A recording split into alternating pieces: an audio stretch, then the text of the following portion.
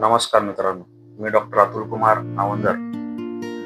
बऱ्याच गरोदर स्त्रिया माझ्या हॉस्पिटलमध्ये आल्यानंतर नेहमी एक प्रश्न विचारतात, डॉक्टर साहेब, आम्ही आता कुठल्या वस्तू खायला पाहिजे आणि कुठल्या वस्तू टाळायला पाहिजे. त्या संबंधीची माहिती मी आज तुम्हाला या व्हिडिओद्वारे देणार आहे. काही पदार्थ हे पूर्णपणे कॉन्ट्राइंडिकेटेड म्हणजे वर्ज करणं अतिशय महत्वाचं असतं.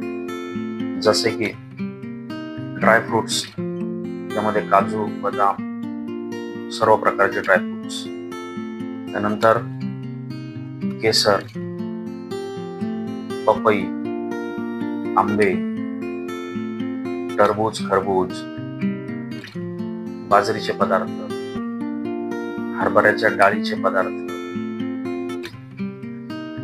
हे पदार्थ पूर्णपणे टाळले गेले पाहिजे.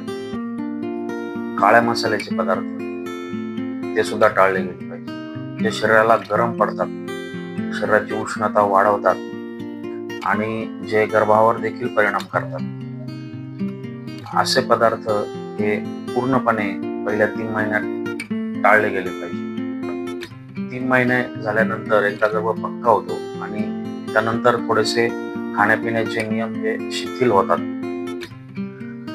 आपल्याला जर ही माहिती आवडली तर कृपया शेअर करायला विसरू नका. धन्यवाद.